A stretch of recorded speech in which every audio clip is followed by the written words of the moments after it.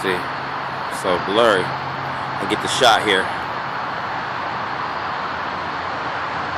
All right, there we go. We coming into focus. Yep. We got KOOL MOE DEE Yes. and Scratch Master Jazzy G here, standing in front of King Records, Yep. where it all started. The man James Brown, funky drummer.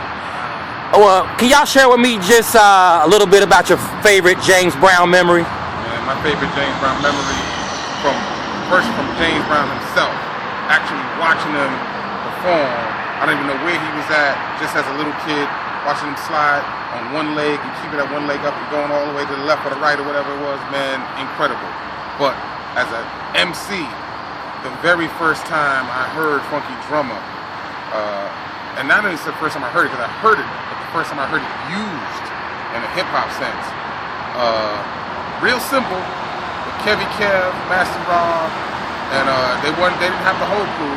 It's Kevy Kev, Master Rob, and they were on, there was, matter of fact, it was the whole crew. Dada Rock was down, and Whipple Whip, and Ruby D, and they had their backs turned in the PAL, and they introduced themselves. 1, 2, 3, 4. Well, I'm Kevy Kev, and that's the ball, the bed, the don't plant the beep up there. He turned around. 1, 2, 3, 4. And I'm the Master Rob. Like each of them introduced themselves or whatever, and the countdown and the count off all the way was so crazy that by the time when that hit, the crowd was like so ready and so amped, and it was like a simple introduction, but that was again the power of James Brown, man. The feeling that you got. Even Curtis Blow, you know, I think he's inspired by that when he did the AJ Scratch. 1, 2, 3, 4, hit it. Feels like that's some James Brown thing. Oh yeah. With the Kurt Blow on it, but definitely, man, James Brown, hands down. James Brown was an icon. He was the real maestro to put his hands on everything he touched. He had that syncopation rhythm to tell Clyde Stubblefield, do this. If you hear some of the early demos, you hear James Brown cueing them, da-da-da-da-da. Oh yeah. Da-da-da-da-da. He's telling them, directing them. He's the man in front, but he's also the man behind as well.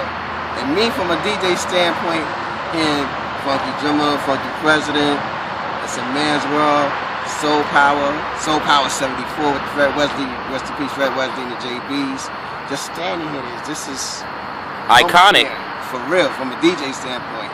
You know, from a MC's perspective, it's crazy to have DJs ping pong. Here's how I back and forth. OD'd on it. I OD'd on James Brown to the point where I went from playing all original tracks, you know, Go See the Doctor and all of that, to getting a little taste of it on Go to Work with the, you know, Can't Pass the Beat. Can't pass, yeah. So, when I started getting in James, then the next thing you know, I did Death Blow on James Brown. Then I got like about 18 James Brown records in my library on my own records because I didn't know how to get off. Once I got on, it was like crack. I couldn't get off the James Brown. So I need to go back and make some regular music again because I overdid it on James Brown. Yeah, with the Funky Drummer sample, you know, we did some research, you know, thebreaks.com, and we found out that Cincinnati is the most sampled city in hip-hop music. From that break beat alone, that Funky Drummer sample, everybody, Clyde Stubblefield. You know what I'm saying? And he even talk about how he didn't even get his just due or didn't even get really paid the way he should off of that. We actually had Clyde Stubblefield come down and do the James Brown birthday party, and he played his it was his anniversary of the first year of his passing. Yes, we had him at Madison Theater, played the drums, killed it. So we're gonna have to have you guys back because we're gonna bring those guys back. We're gonna do a bunch of stuff around King Records. The biggest thing is, I want you guys to understand, we really need to save this building. What are your thoughts on pieces of real estate like this? Because you know, like Stack Records, and they don't really have any building standing. We can actually claim that we have one of the last buildings standing that influenced even modern music. What are your thoughts on that? Man, whatever you gotta do, try to do something for the political realm to make it a landmark. Once it's a landmark, game over. So if we can get that landmark status, you know, unfortunately we live in a world where powers that be don't recognize significance for us and our culture. And I think like this, things like that are significant, man. So we can try to do something to get it into landmark status. I think that'll shut it down.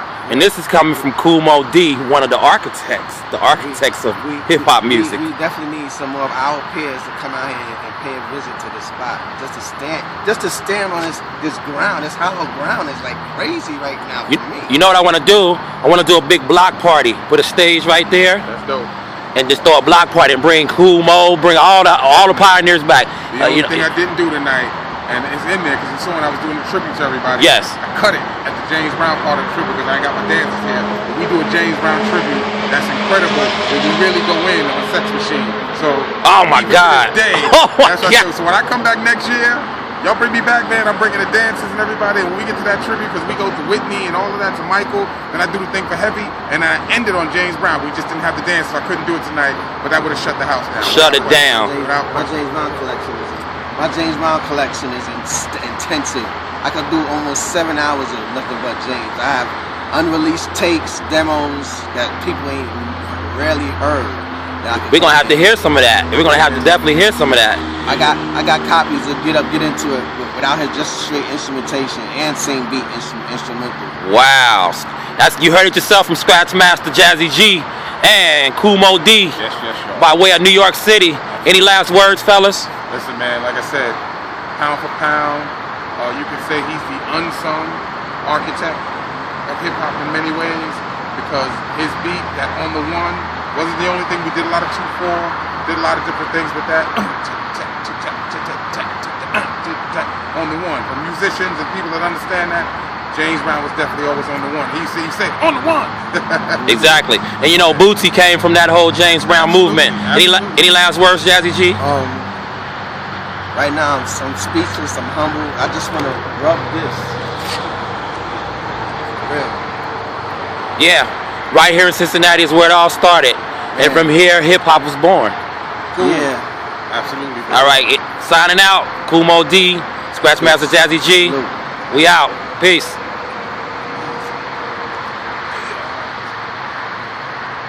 So they did the